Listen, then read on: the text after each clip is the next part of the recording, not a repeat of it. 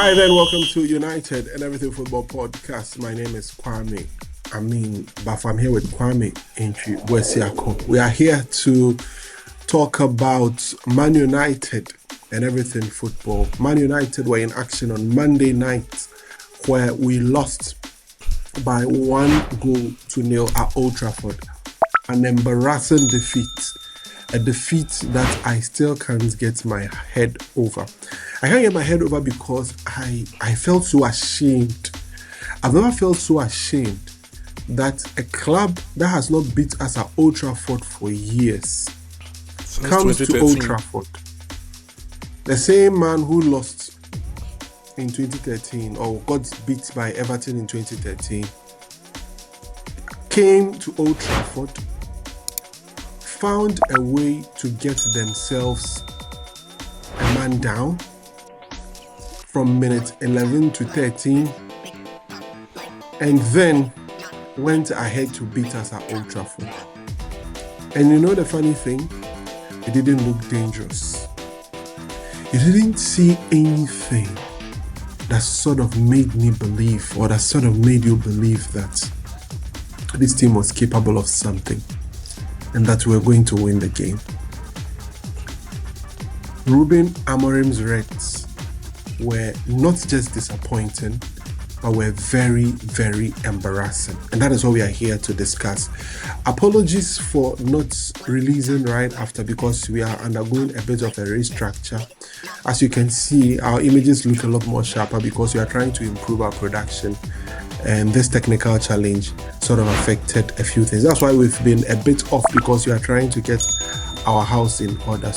But things are looking very good right now. So you'll be getting your podcast back to back. We promise you back to back podcast when we come back from the international break, and we are going to fulfill our end of the bargain. But we hope that the little of you that come to watch this podcast today will really enjoy yourself some way, somehow, because we know a lot of you will not be here.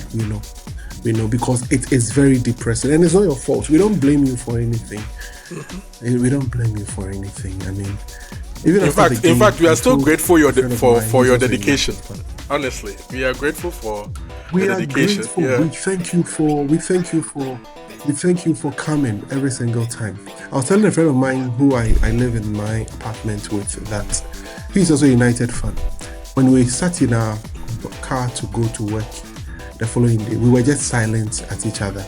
Usually we would have a chit chat about United, but you know what? We're just silent. Looks like we understood each other by saying, we don't want to talk about this. Telepathic understanding. Yes, we just felt that, you know what, let's not talk about this. We go to the office and everybody went into his office and that was it. And we still have not spoken about the game. Because we found ourselves speaking about Man United. The pain.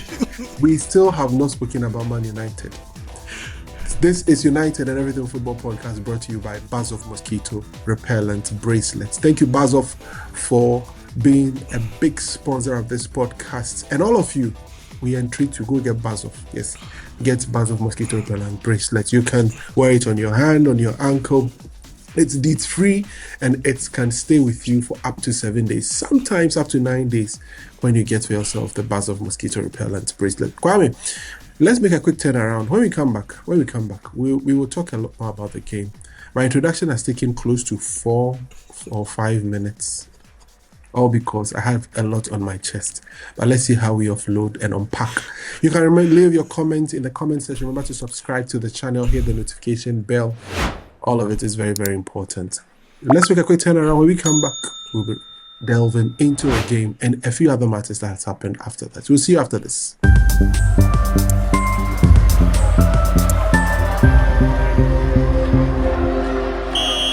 All right, thank you very much. Welcome to United and Everything Football Podcast. My name is Kwame. I'm here with Kwame Nchubuesia. Kwame, let's get into action. Thank you to Bazov once again. Thank you.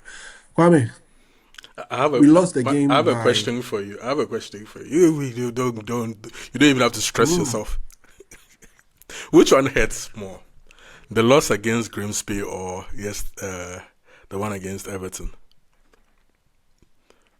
I mean, they are all painful losses, but the Everton one slaps. I mean, it really slaps because it's just embarrassing.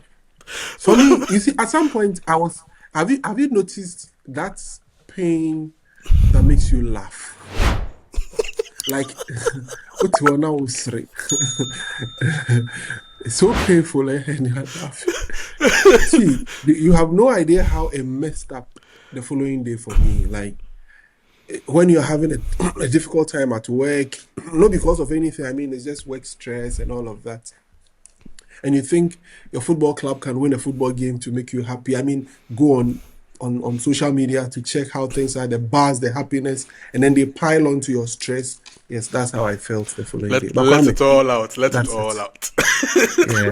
Yeah. It's my safe space.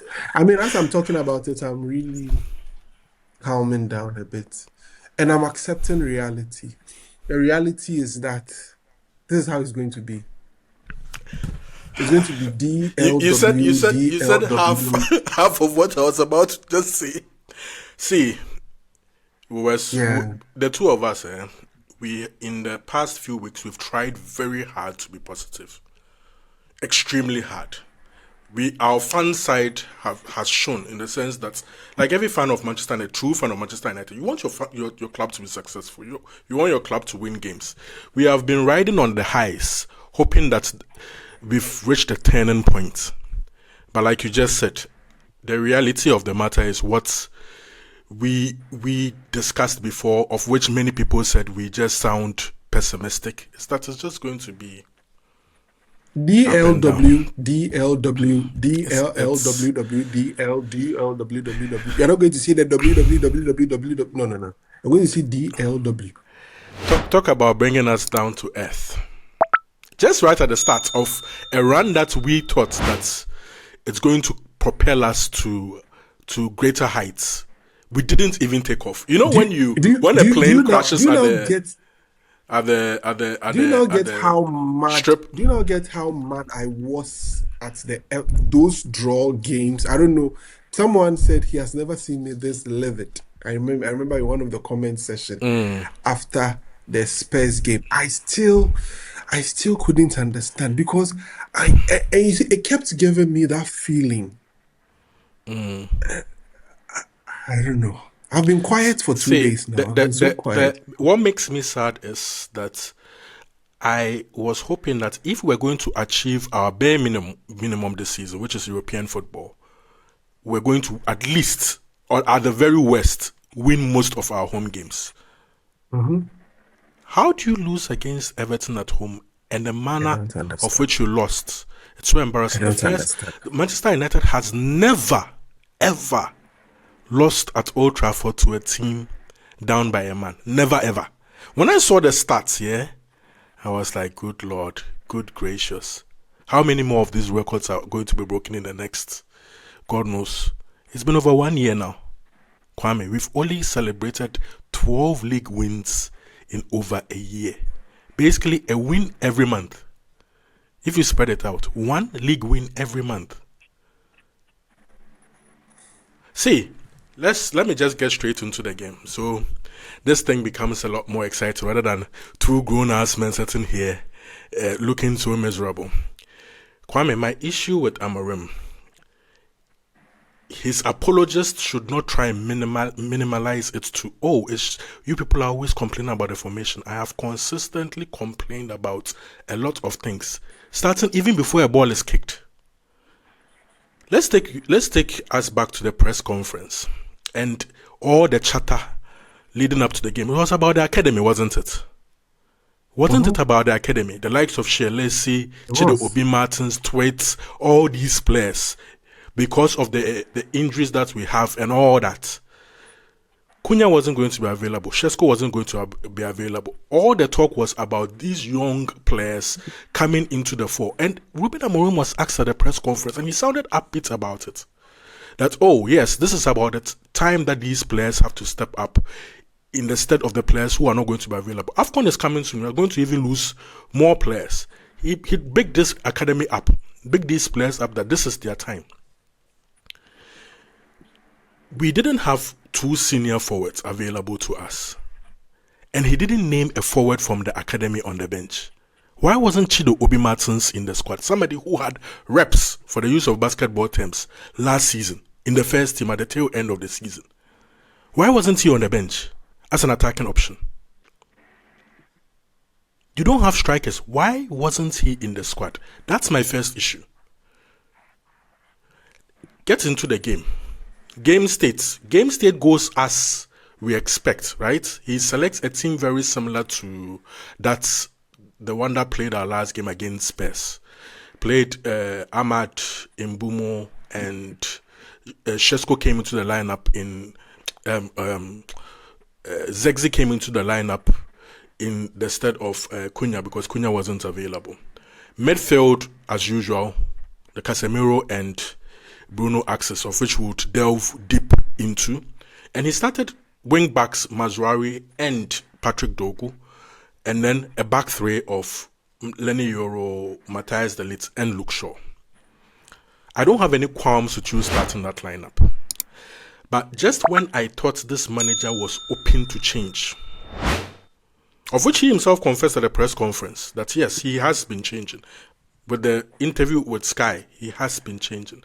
Just when I thought that he has learned a thing or two, he just showed me he's not ready. He's just not that guy.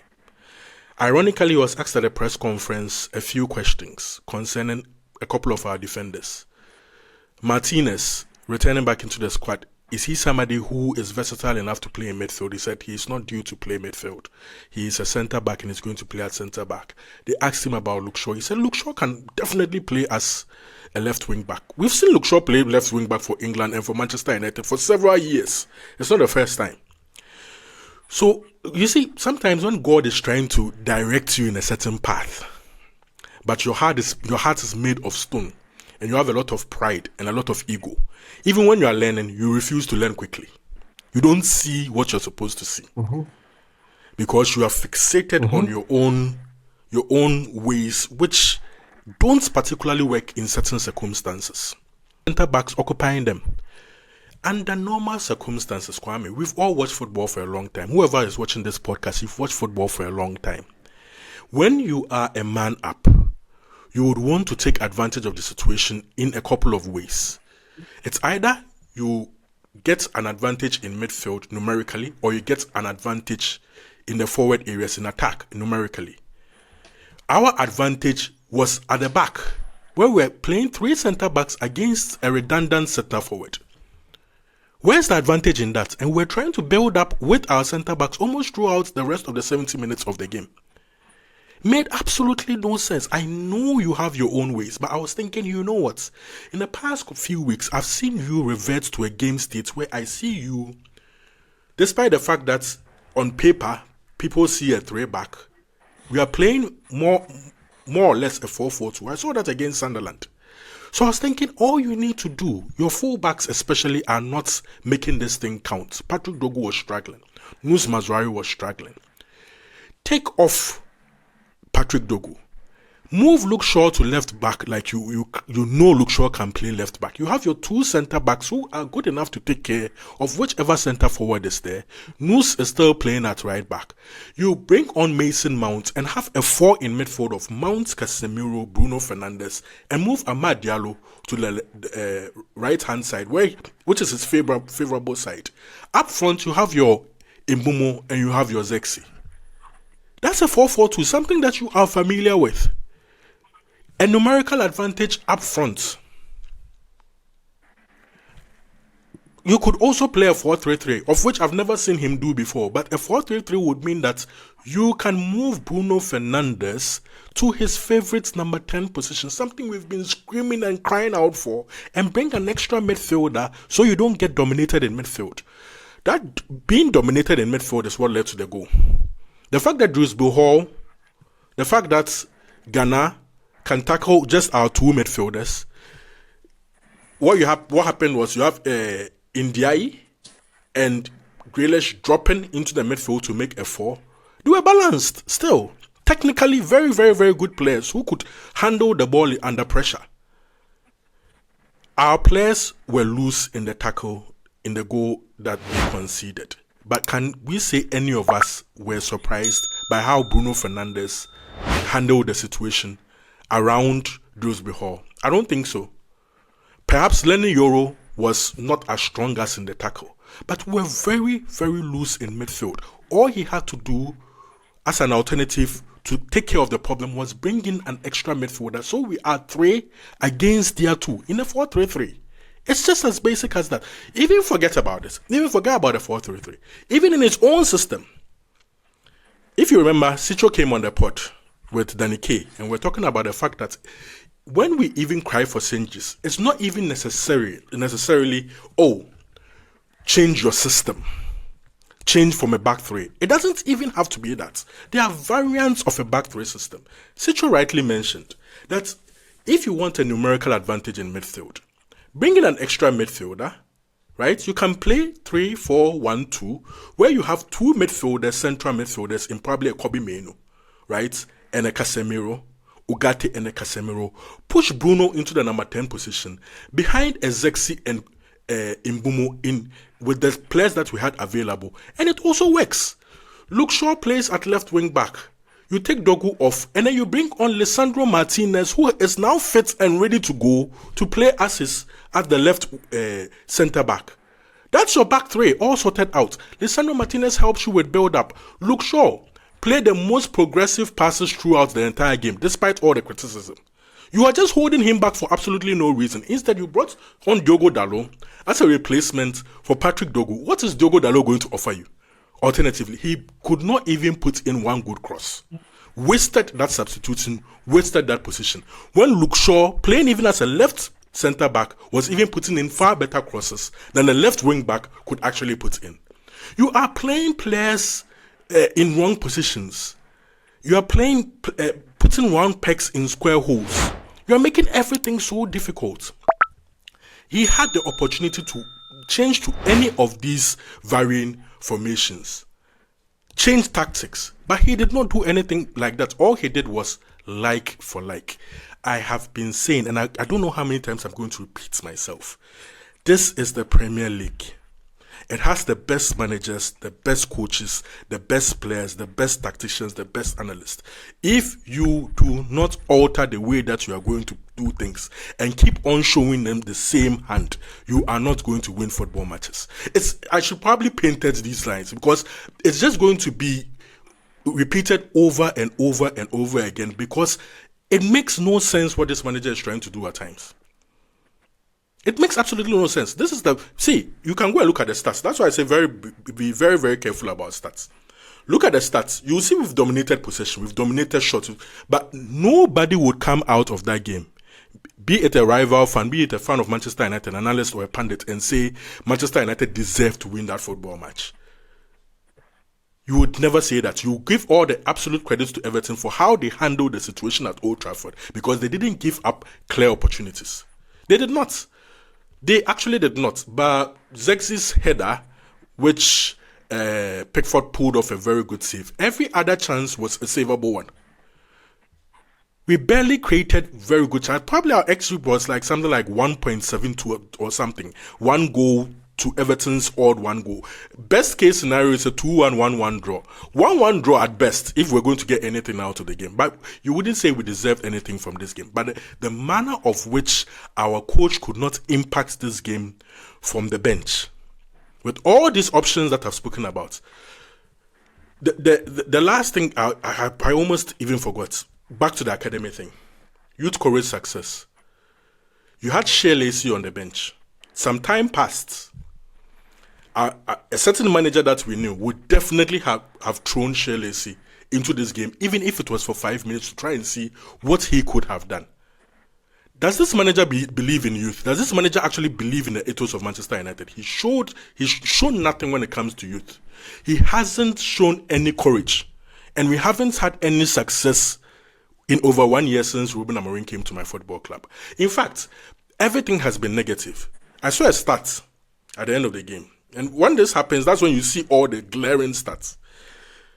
After Ten Hag had coached 35 league games, he had won 20 of them. Do you know how many games this guy had won after 35 league games? 9. And now it's just 12 12 from a possible 39. You're talking about he's won 44 points from a possible something like 114 points. 44 from 114 since he took over at Manchester United. Incredibly poor. But you would have people going over the hill for this manager and defending him. So Kwame, see, I don't know where I'm going to gather any form of hope or confidence going forward. I can't do it. I can't do it. I'm going to be very skeptical of this manager and this team going forward until they prove otherwise. Honestly. Well, I'm not sure anyone will begrudge you for doing that. I'm sure that is the feeling a lot of fans are having as well. So I'm not so surprised about that.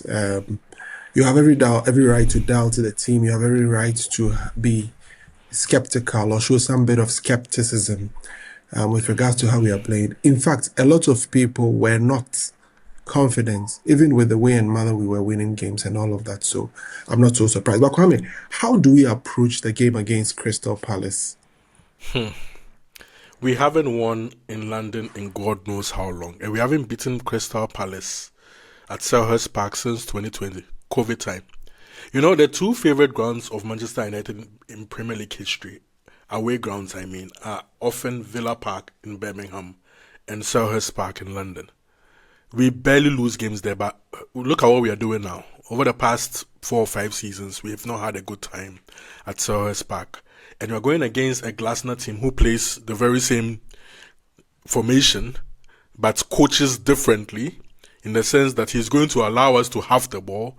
And when we are going to have the ball, all that it means is we are going to be in trouble. It's going to be a Herculean task to sit here and be confident or be hopeful that we are going there to get a win. But we've gone to Anfield and we've won. We've gone to Spurs and we should have won.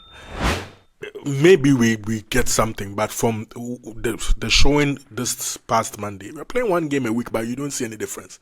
It's very, very hard for me to be optimistic. The only thing that gives me a slight bit of hope that we could come out of there with a win is the fact that Palace play Europa League games on Thursday, and then they've been dealt a hand that we are used to by playing on Sunday. See, Kwame, nothing makes a difference with Amorim and his team. Nothing.